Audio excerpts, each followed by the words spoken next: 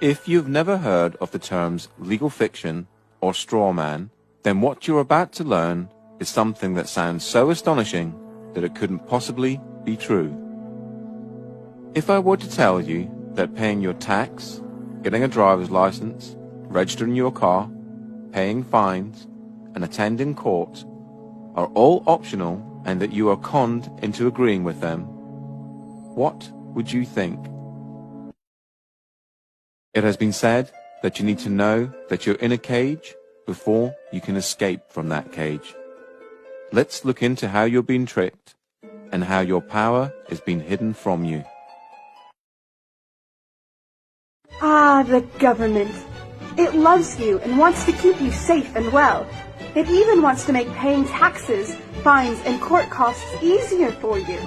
How? Well, you'll need to meet your straw man. Your straw man is a fictitious legal entity created at your birth through your birth certificate and the registration of that birth. Here is a definition of straw man. A front, a third party who is put up in name only to take part in a transaction. Safe and well. Your straw man is a fictitious legal entity created at your birth through your birth certificate and the registration of that birth. Here is a definition of straw man. A front, a third party who is put up in name only to take part in a transaction. Nominal party to a transaction. Black's Law Dictionary, 6th edition. The term is also used in commercial and property contexts when a transfer is made to a party. The straw man, simply for the purpose of retransferring to the transferor in order to accomplish some purpose not otherwise permitted. Barron's, 3rd edition. The straw man is an artificial person. The straw man was created by law shortly after you were born via the registration of the application for your birth certificate. The name for the straw man is your name in all capital letters. You will notice that the inscription on the birth certificate in your name is in all capital letters. The English language has precise rules of grammar that make no provision for writing proper nouns in all capital letters. So your name spelled with all capital letters is a fictitious name. Whenever a human being is born, there's two entities. One is the real entity, which is the human being, the flesh and blood, and the other is a legal fiction, a fictional entity that is nothing more than a piece of paper, the birth certificate. Again, we're duped into believing that these are one in the same, and so we're tricked into representing the legal fiction, the straw man, that birth certificate.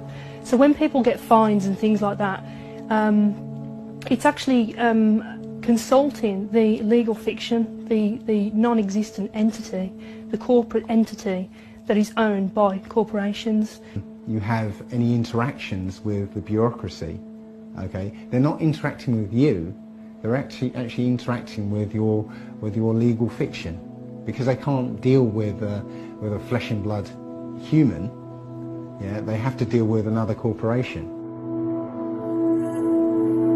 When you start to break down the words that we use and you start to look at the roots of all these words, and you actually look at where these words, what these words actually really mean, you start to get an idea of what's going on.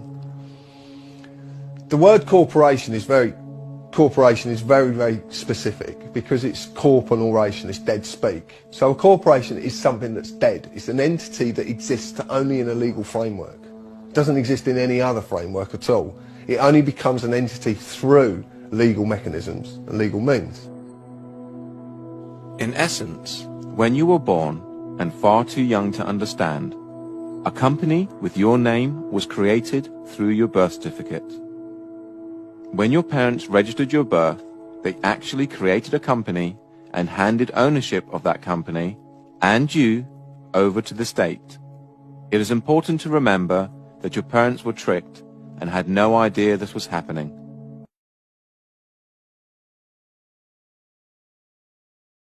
This is why the state can take children from their families and it not be classed as kidnapping. This is where it all began. This is the foundation document. All identification is generated from this document. And these didn't exist before 1933. These only came into being in 1933 when they hatched this plan. They created a corporate fiction with a name just like yours. In doing this, they registered and monetized the spirit and soul of a living being. My name is spelt in all capitals here. So's yours, so's your driver's license, your health card, anything you get from the government, your name is spelt in all capital letters. And when you use any government identification, you are identifying yourself as a corporation, and you are existing within the jurisdiction of corporate law. And just because you didn't know what you're doing, that's no excuse. It doesn't exonerate you from liability. There was a bankruptcy in 1933, and the central bankers came in and said, we have a mechanism whereby you can continue to conduct commerce even though you're bankrupt and there's no money. Pledge your citizens as collateral. That happened in 1933, the bankruptcy. And that, by no coincidence, is why these started to be issued in 1933. So you may be walking around thinking you're free and you have rights. But the bottom line is that you are owned, you're a chattel, you are a slave. And these people own you.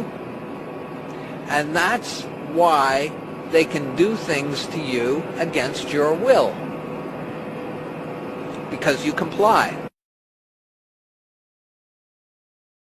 Right now I'm going to just read a quote from Edward Mendell House and what he had to say in a private meeting with Woodrow Wilson, president between 1913 and 1921, from the private papers of Woodrow Wilson. Quote, very soon, every American will be required to register their biological property in a national system designed to keep track of the people, and that will operate under the ancient system of pledging.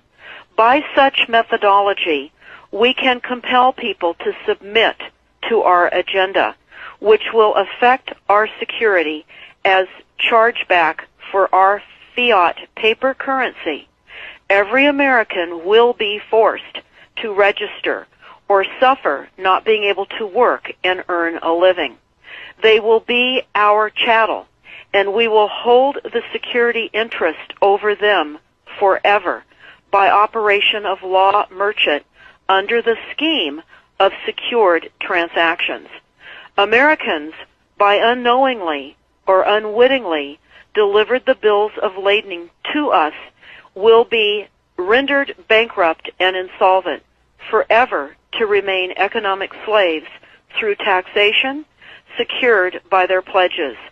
They will be stripped of their rights and given commercial value designated to keep us a profit that will be none the wiser.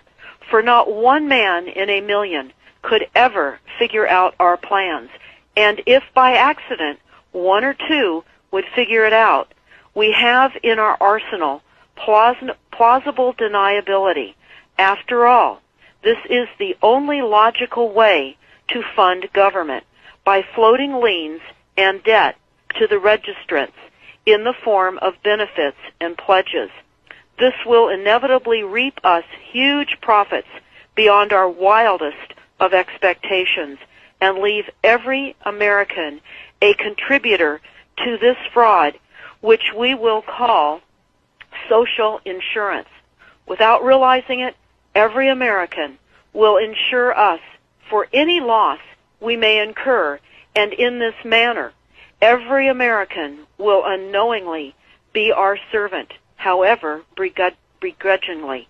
The people will become helpless without any hope for their redemption, and we will employ the high office of the President as our dummy corporation to foment this plot against America.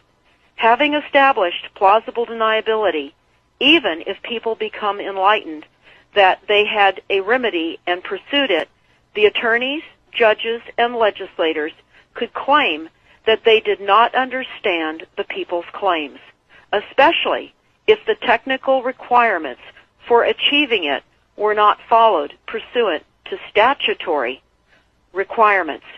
Requiring the public schools to teach civics, government, and history classes out of federally approved, politically correct textbooks written by the publishing houses owned by the owners of the Federal Reserve would assure that the people would not discover the remedy for a long time, if ever. Hey, good afternoon, guys. I was thinking about how everything that has happened to Germany before the Second World War in the early 1900s is happening to us now. And we're not allowed to talk about it. We're undergoing political, financial, and moral corruption through this Israeli mob who has successfully colonized our country by conquering every pivotal cultural pillar of influence here, from big tech, academia, Hollywood, entertainment, my industry, the fine arts sphere, real estate, and obviously banking.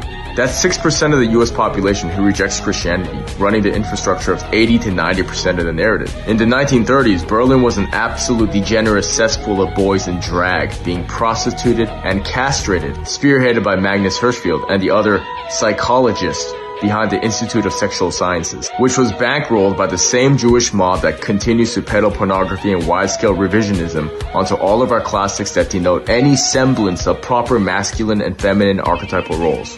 And speaking of bankrolling, simultaneously as all this lasciviousness took place, the Rothschild Bank forced the German populace to live under the shadow of its usury and debt-based banking, crippling the economy into hyperinflation. Sounds a lot like what's around the corner with the Federal Reserve, right? We talk about modern parallels to Rome when trying to rectify monumental societal changes, but we actually don't even have to look that far. Hitler rose to power preaching for Christian values, preserving racial and national boundaries, functioning in a market outside the Rothschild debt-based system, like Bitcoin, and standing up against wide-scale degeneracy and immorality, to the point of literally burning the sinful collection of the Institute of Sexual Sciences. How did this happen? A class of powerful, fearless, influential, and based men who prioritized speaking the truth and standing up for what's right over financial security, banded together as leaders of the country and rejected all of the toxicity. And that is why even though the Führer tried to call for peace, the drunkard puppet of the Rothschilds, Winston Churchill, forced Great Britain to strike first. Now think about it today. A primary role of their religion or worldview is the separation of the Gentiles and the chosen. And they own everything.